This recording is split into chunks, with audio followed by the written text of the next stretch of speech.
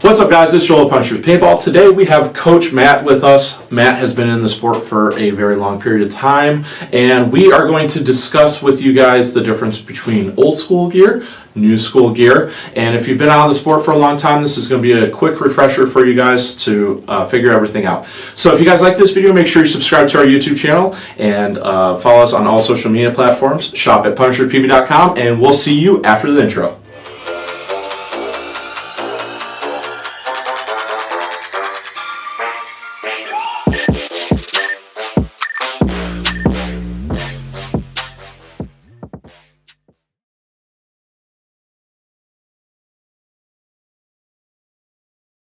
What's next, Matt? Well, next, big change that you might remember is the 6845 was the go-to for your tank. And what you have... What's the born date on this bottle? This is a 2003 bottle. Okay. And this is a 68? 6845. Okay, so this is a 68. This is an 8045. Set it on here to show you guys the difference. So they're actually, you get more capacity for, I'd say, almost half the weight and a couple of inches shorter from the 68 to the new 80s. Yeah. So a lot of you might be intimidated when you see people talking about using larger tanks than they were in the past, but they're actually smaller in size. You just get more capacity with lighter weight.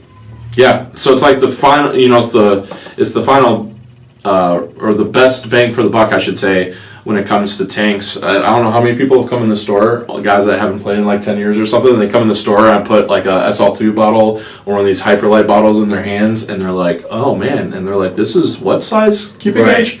So, they're used to I was very skeptical when I first saw the 80 because I've been using a 6845 since I was 14 years old. It was just the tank that everybody used, and when you hear 80, it sounds really large, but when I actually held it in my hand, it just felt really great. And a good test is to hook up your gun fully set up, and it should come right to about your elbow, and that's a good sized tank for you. So if you get a chance to check out your local pro shop, Punishers PB, we do have these in stock.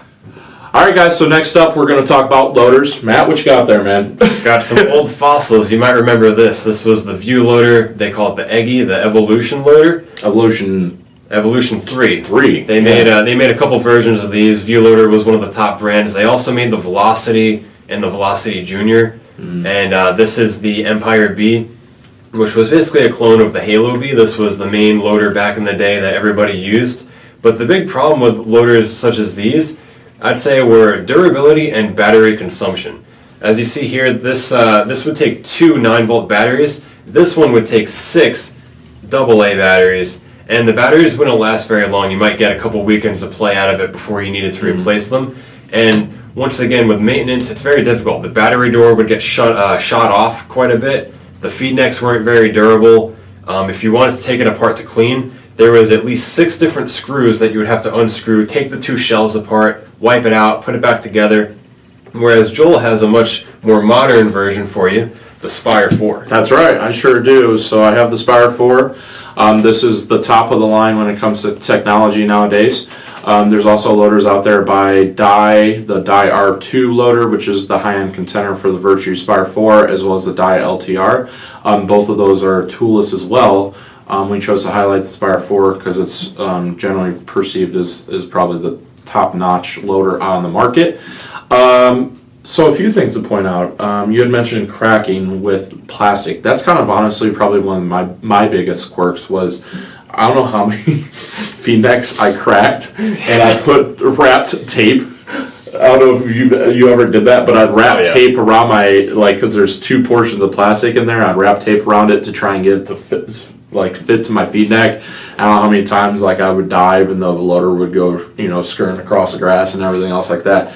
Nowadays, the plastic is much more durable. It's actually glass endorsed nylon is the way that I understand it. So basically, it's a lot more bendable and it's a lot more shatterproof, which is really nice.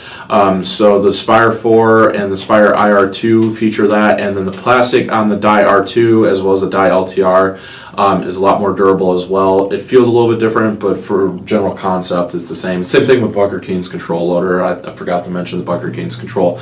But needless to say, all of these are basically proof. I remember I was in the store one day.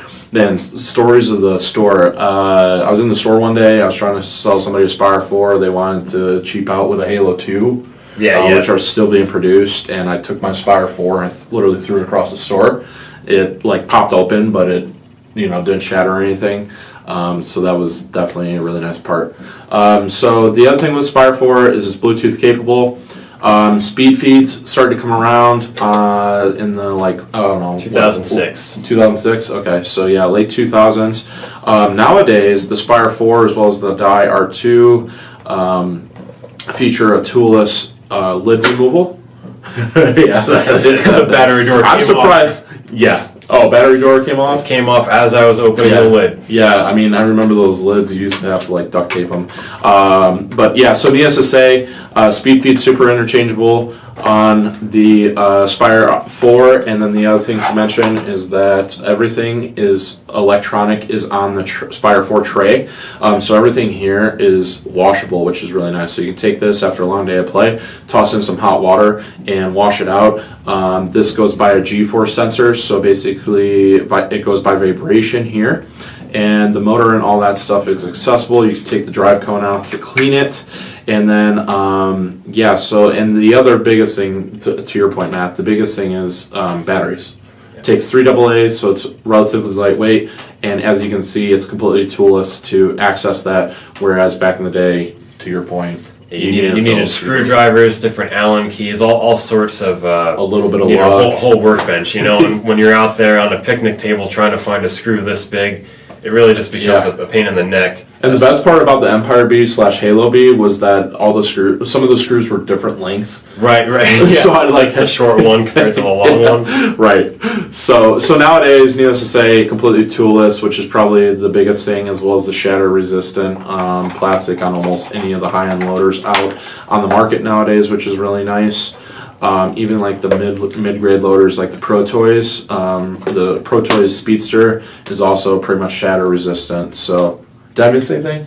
One last point just to point out is just the size. Look at the size, and they actually get the same capacity. The Spire holds about 200 to 220 paintballs consistently, regardless of brand, whereas the old Halos and Reloaders would usually get maybe 180-ish. 182, yeah. This probably actually has a little bit better capacity, and it's a lot slimmer profile from top to bottom as compared to that. The feed neck is shorter compared to that. It won't be as top heavy. Yeah, so it's definitely not as top heavy. It's more elongated this way, but if you're from point of view perspective, when you're behind the loader with your marker, you're not going to notice that, which is a good touch on Virtue Spark for sure.